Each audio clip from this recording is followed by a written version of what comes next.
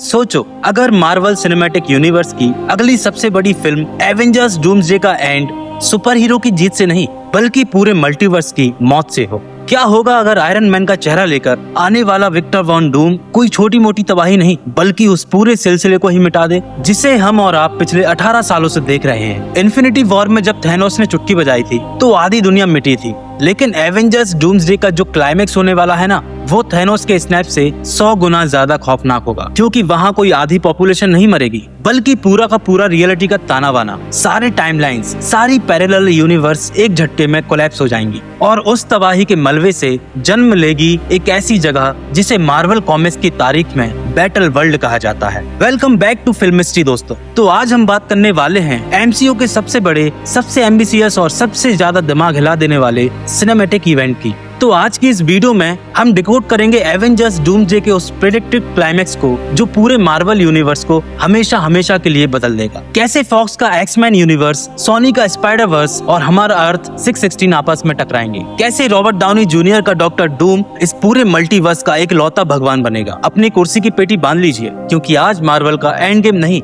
Marvel का end of everything शुरू होने वाला है। चैप्टर 1, द कॉमिक बुक लोर ऑफ बैटल वर्ल्ड। भाइयों, बैटल वर्ल्ड को समझने के लिए हमें थोड़ा पीछे जाना होगा। मार्वल कॉमिक्स के उन पन्नों में जहां इस कॉन्सेप्ट ने पहली बार पूरी दुनिया के कॉमिक फैंस के होश उड़ा दिए थे। कॉमिक्स में बैटल वर्ल्ड 2 बार बना है, एक बार 1984 में और दूसरी बार 2015 में। लेकिन जो हमारी एवेंजर्स डूम्सडे और सीक्रेट वॉर्स की मूवी होने वाली है वो पूरी तरह से इंस्पायर्ड है 2015 की जोनाथन हिकमैन की लीजेंडरी कॉमिक रन से। कॉमिक्स में क्या होता है, एक ऐसी सिचुएशन आती है जिसे कहते हैं इनकर्जन। जब 2 यूनिवर्स की फ्रीक्वेंसी आपस में मैच करने लगती है तो उनके अर्थ आपस में टकरा जाते हैं। अगर उनमें से एक अर्थ को डिस्ट्रॉय नहीं किया गया तो दोनों यूनिवर्स पूरी तरह से मिटा दिए जाते हैं। एक एक करके मल्टीवर्स के सारे यूनिवर्सेस इस इनकर्जन की वजह से मरने लगते हैं। इल्यूमिनाटी, एवेंजर्स, डॉक्टर स्ट्रेंज सब हार जाते हैं, किसी के पास कोई रास्ता नहीं बचा होता। यूनिवर्स के आखिरी 2 बड़े पिलर्स, हमारा मेन अर्थ 616 और अल्टीमेट मार्वल यूनिवर्स अर्थ 1610 भी आपस में टकरा जाते हैं। एवरीथिंग डाइज, सब खत्म।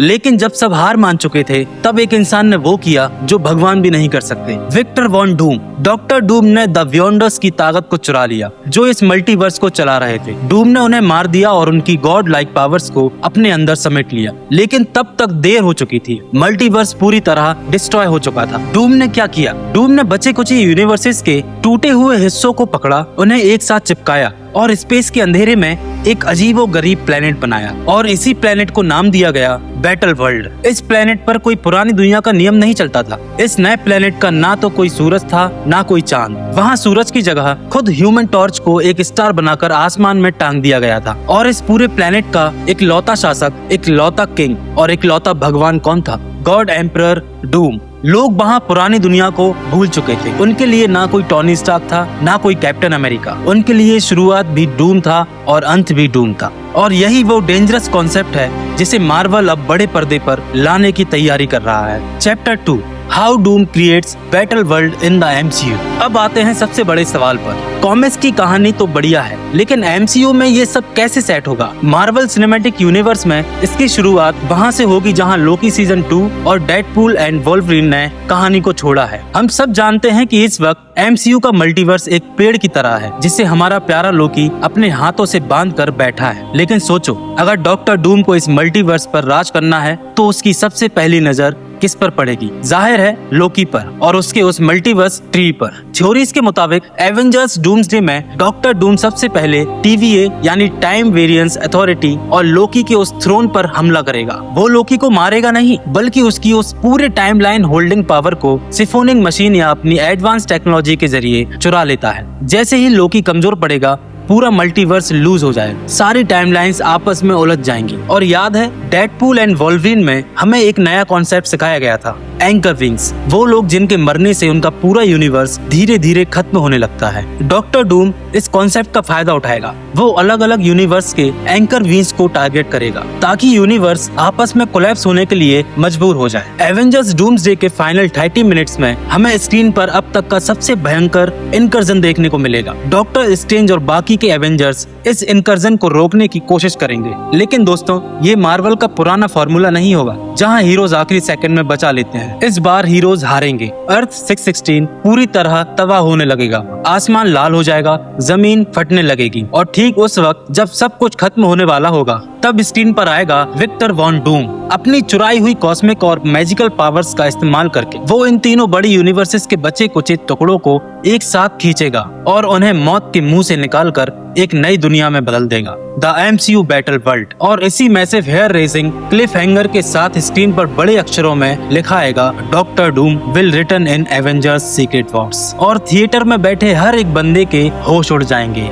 Chapter 3 the geography of Battle World, the multiverse conclusion. दोस्तों, अब उस दुनिया के अंदर चलते हैं जो एवेंजर्स डूम्सडे के बाद बचेगी। बैटल वर्ल्ड कोई आम प्लेनेट नहीं है, ये एक ऐसी फ्रैंकेनस्टीन वर्ल्ड है जिससे अलग अलग मरते हुए यूनिवर्स के बचे कुचे हिस्सों को आपस में जोड़कर बनाया गया है। सोचो, एक ऐसा प्लेनेट जहां अगर आप एक बॉर्डर क्रॉस करो तो आप एक अलग टाइमलाइन और अलग यूनिवर्स में कदम रख देते हो। मार्वल सिनेमैटिक यूनिवर्स में इसकी जियोग्राफी को देखना अब तक का सबसे बड़ा विजुअल ट्रीट होने वाला है। कॉमिक्स की तरह ही MCU की बैटल वर्ल्ड को अलग अलग डोमेन्स में बांटा जाएगा और हर एक डोमेन का अपना एक अलग इतिहास, अलग नियम और अलग तरह के लोग होंगे। लेट्स ब्रेक इट डाउन कि इस नए प्लेनेट पर कौन कौन सी दुनिया आपस में टकराकर जुड़ी हैं। सबसे पहला और सबसे इम्पोर्टेंट डोमेन होगा अर्थ 616 का बचा हुआ हिस्सा, जिसे हम न्यू मैनहट्टन कह सकते हैं। ये वो जगह है जहां हमारी मेन टाइमलाइन के बचे कुचे एवेंजर्स जैसे Sam Wilson, captain America, Spiderman और डॉक्टर स्ट्रेंज बिना अपनी पुरानी यादों के रह रहे होंगे। हाँ, आपने सही सुना,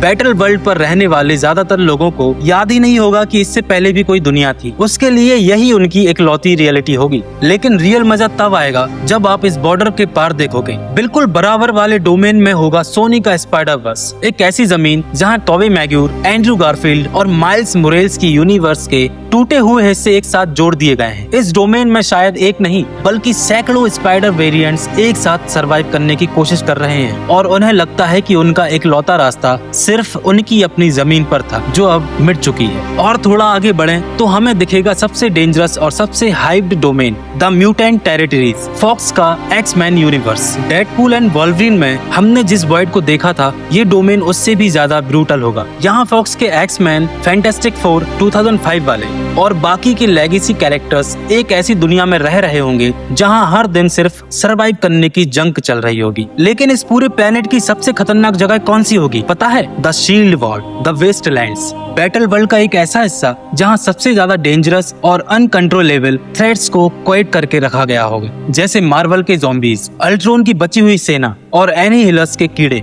अगर ये वॉल टूट गई तो बैटल वर्ल्ड के बाकी के डोमेन्स तबाह हो जाएंगे और इस पूरे कॉम्प्लेक्स, अजीब और टूटे हुए प्लेनेट को एक साथ बांध कर कौन रख रहा होगा? सिर्फ एक इंसान, जिसे इस दुनिया में कोई विलन नहीं कहता बल्कि सब उसे भगवान कहते हैं, यानी Victor von Doom. Chapter 4 God Emperor Doom's Rule, the new god of cinema. Welcome to the rage of God Emperor Doom. भाइयों, रॉबर्ट डाउनी जूनियर को मार्वल ने सिर्फ एक नए विलन के रूप में नहीं बुलाया, उन्हें बुलाया गया है सिनेमा के इतिहास का सबसे बड़ा और सबसे पावरफुल कैरेक्टर बनाने के लिए। जब बैटल वर्ल्ड बन जाएगा तो RDG का कैरेक्टर अब सिर्फ एक मास्क पहने गुंडा नहीं होगा, He will be a literal god. Comics में जब डूम ने मल्टीवर्स को बचाया तो उसने पूरी दुनिया की रियलिटी को ही रीराइट कर दिया। उसने सबके दिमाग से उनका पास्ट मिटा दिया। लोगन को ये भी याद नहीं कि उसकी एक्स-मैन फैमिली कौन थी। पीटर पार्कर को याद नहीं कि उसने क्या क्या खोया है। डूम ने खुद को इस नए संसार का क्रिएटर घोषित कर दिया और उसकी इस सेना को कंट्रोल करने के लिए उसके पास एक ऐसी पुलिस फोर्स है जिसे देखकर ही दुश्मन के पसीने छूट जाएं, यानी द थॉर कॉर्प्स। सोचो, स्क्रीन पर एक ऐसा सीन जहां एक नहीं, दो नहीं, बल्कि 50 अलग अलग यूनिवर्स के थॉर हाथ में म्योलनीर और स्टॉर्मबेकर लिए डॉक्टर डूम की पुलिस फोर्स बनकर आसमान में पहरा दे रहे हैं। अगर किसी ने डूम के खिलाफ एक शब्द भी बोला तो ये थॉर कॉर्प्स उस पूरे डोमेन को जलाकर रख देगी। डूम ने हर एक पावरफुल एंटिटी को अपना गुलाम बना लिया है। लेकिन इससे भी बड़ा ट्विस्ट पता है क्या है? डॉक्टर डूम का पर्सनल कोड। कॉमिक्स में डूम ने रीड रिचर्ड्स की पत्नी सूजन स्टॉर्म यानी इनविजिबल वुमेन को अपनी रानी बना लिया था और फ्रैंकलिन और ब्लेरिया रिचर्ड्स को अपने बच्चे। MCU में ये देखना बेहद दिलचस्प होगा कि क्या मार्वल RDG के कैरेक्टर के साथ इस एक्सट्रीम लेवल पर जाता है या नहीं। थैनोस के पास जब इन्फिनिटी स्टोन्स थे तो वो एक टूल था जिसे कोई भी चुरा सकता था, लेकिन डूम के पास जो पावर है वो उसके अंदर समाई हुई है। उसके पास स्टार्क लेवल की एडवांस टेक्नोलॉजी है और उसके साथ ही उसने कमरताज और डार्क होल्ड के सारे काले जादू को घोल कर पी लिया है। उसके सामने कोई खड़ा नहीं हो सकता। जो एवेंजर्स एवेंजर्स कल तक टोनी स्टार्क के सामने हाथ मिलाते थे, अब वो इस नए चेहरे के सामने सर झुकाकर खड़े होंगे, बिना ये जाने कि ये वही चेहरा है जिसने कभी इस दुनिया को बचाने के लिए अपनी जान दी थी। ये आयरनी, ये दर्द और ये खौफ एवेंजर्स डूम्सडे की कहानी का सबसे बड़ा इमोशनल कोर होने वाला है। Chapter 5 the ultimate climax production the road to Secret Wars. लेकिन दोस्तों, झूठ की बुनियाद चाहे कितनी भी मजबूत क्यों ना हो, सच के एक झटके से ही हिल जाती है। तो सवाल ये है कि इस बैटल वर्ल्ड की रियलिटी टूटेगी कैसे? एवेंजर्स डूम्सडे का क्लाइमैक्स हमें बैटल वर्ल्ड पर लाके छोड़ देगा, लेकिन इसका असली अंजाम हमें देखने को मिलेगा एवेंजर्स सीक्रेट वॉर्स में। थ्योरीज और लीक्स के मुताबिक कुछ ऐसे कैरेक्टर्स होंगे जो इस रियलिटी के बदलने के बाद भी